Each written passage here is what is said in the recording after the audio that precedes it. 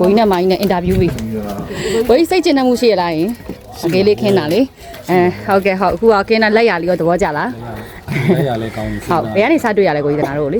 ပြန်ထပ်ဟုတ် လိုင်းပေါ်ပဲတွေ့ရဟုတ်ကဲ့ပါကိုကြီးဟုတ်ဘာဖြစ်လို့ရွေးချယ်ပြတာလဲကိုကြီးညီမတို့ဟုတ်လုံးတဲ့အကွက်လေးလိုက်ကြည့်တစ်ခုချင်းကြီးလိုက်ကြည့်ဟုတ်ကဲ့ဟုတ်ရင်းပါနော်ဟုတ်ကိုတိုင်းလေးလိုက်ပြီးဒီကကြီးချက်ပြီဟုတ်ကဲ့ပါကျေးဇူးအများကြီးတင်ပါတယ်ကိုကြီးမင်္ဂလာပါရှင်ဒလမြို့နယ်ညောင်ကုန်းရွှေလီတက်လမ်းမှာရှိတဲ့အင်ရှင်အကိုကျော်စင်ရဲ့နေအိမ်လေးမှာ SPC floor 5.5mm အထူလေးကိုခင်းကျင်းလာဆင်ပစ္စည်းမှုလေးပါရှင်ပစ္စည်းချစိုက်ဝင်တဲ့ချိန်မှာစားလို့စိုက်အစလဲဆုံးလုံးဝတန့်ရှင်းရေးအထိကိုလုံးဝပီးစီးဝန်ဆောင်မှုလေးပါနော်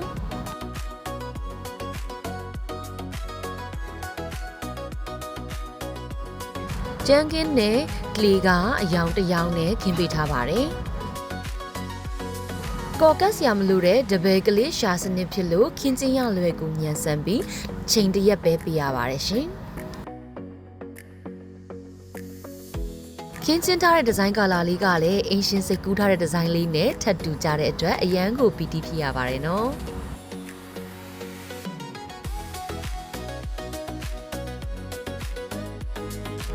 ကျန်းငင်းတခြင်းမှာဆိုရင် SPC flow ခင်းမဲ့ဆိုရင်တခြင်းကို42ချက်ပါဝင်ပါတယ်အချက်40ပဲခင်းနေဆိုရင်အချက်40ဘူးပဲရှင်းရုံပါကျန်တဲ့2ချက်ကိုပိုးတဲ့2ချက်ကိုငွေပြန်အမ်းပေးပါတယ်နော်ခင်းသွားတဲ့အချက်ရည်တိုင်းပဲငွေရှင်းပေးရုံပါပဲရှင်အချက်ရည်အလေးလွဲမဖြစ်စေအောင်လေလုံးဝဂယူးဆိုင်ပြီးတော့မှခင်းကျင်းပေးထားပါတယ်ကျင်းတိုင်းတာတွက်ချက်တဲ့နေရာမှာလည်းပေဖြစ်မတိုင်းပဲလက်မဖြင့်တိုင်းတဲ့အတွက်တိတိကျကျအသေးစိတ်ဒီတေးလေးကျင်းရည်အတွက်ကိုသိရပါတယ်နော်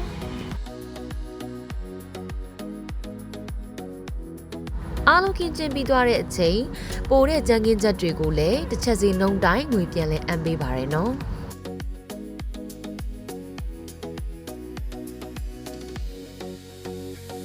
ခင်းသွားတဲ့အချက်ရည်ခင်းသလောက်အချက်ရည်ဘူးပဲငွေရှင်းပေးရုံပါ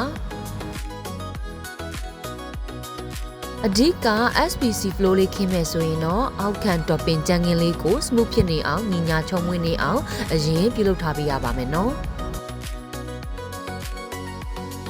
အရေးပါတဲ့အချက်တစ်ချက်အနေနဲ့မြင်းညီတက်မှာ SPC flow ကြမ်းကင်းလေးကိုခင်းမယ်ဆိုရင်တော့ကြမ်းကင်းအောက်မှာ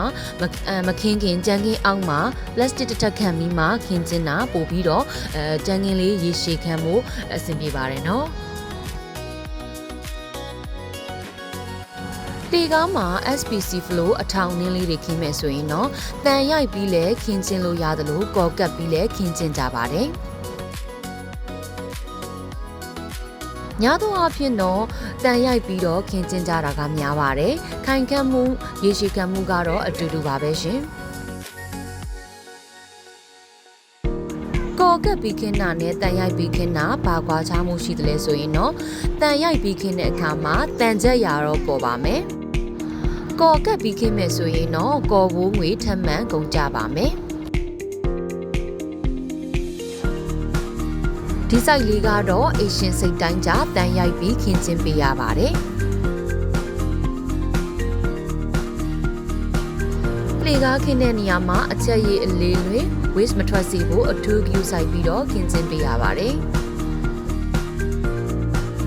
တာရှိကန်ပြီးလက်ရသေးသက်မှုရှိတဲ့ဝါရင် installer များရဲ့ကျန်းကင်းလက်ရဝန်ဆောင်မှုတွေကလည်းလက်ရပိုင်း warranty တစ်နှစ်ပေးထားအောင်ပါမို့လုံးဝစိတ်ချစွာအနံ့လိုက်လို့ရပါတယ်ရှင်လေကားခင်းတဲ့နေရာမှာအချက်ရည်ခင်းရင်ခင်းသလောက်အချက်ရည်ဘိုးကိုငွေကြွက်ချက်ပြီးယူပါတယ်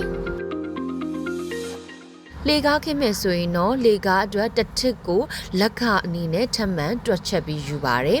လေကားတစ်ထစ်စည်းနှုန်းလေးတွေကတော့လေကားမျိုးစားပေါ်မူတည်ပြီးတစ်ထစ်ကို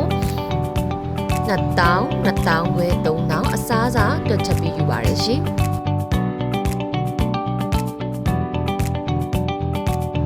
လေကားခင်းမယ်ဆိုရင်တော့အနာကိုခြေကျော်အဲဘာလေးတွေကတော့လူရင်လိုအပ်တယ်လို့အဝယ်လေးနည်းနည်းပါရှိပါမယ်နော်ပြန်ထက်မှာစိုက်စာပေများကိုစံပယ်နမူနာများနဲ့တကွအတိုင်းအတာတွက်ချက်ပြီးခံမှန်းကုန်ကြမဲ့ဘတ်ဂျက်ကိုအသက်သာဆုံးဖြစ်အောင် free service ခမဲ့ဝန်ဆောင်မှုပေးတဲ့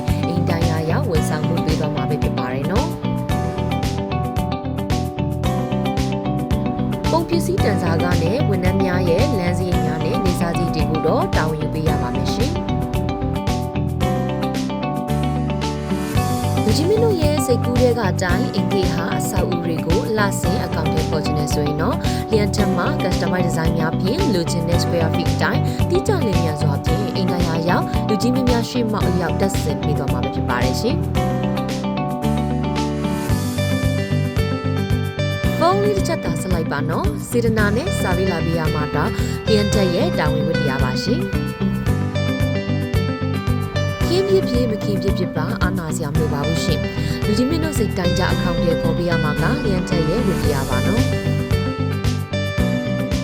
ဘုမိသားစုလိုသဘောထားပြီးပုံဖော်ဖန်တီးချင်တာလေးတွေကိုပုံပွင့်လင်းလင်းပြောနိုင်ပြီးအခမဲ့ကျွေးနွေးတိုင်ပင်နိုင်တဲ့အတွက်39ကို2933ကို39ကို1 39ကို291539ကို15ကိုလည်းဆက်သွယ်စုံစမ်းနိုင်ပါတယ်နော်ဒီလာပါမီဒီယမ်မှာစုံစမ်းပါစိတ်တိုင်းကြပြီဆိုမှလျန်ချက် decoration group ကိုဆက်သွယ်လိုက်ပါနော်စေတနာကောင်းရင်ကံကောင်းလျက်လျန်ချက်ရဲ့ခြေလမ်းတိုင်းကလူကြီးမင်းများအတွက်မအားတဲ့ကြားတွေကအချိန်ပေးပြီးတည်ရှိပြီးတဲ့ customer ရောက်စီတိုင်းကိုလည်းကျေးဇူးများတင်ရှိပါတယ်နော်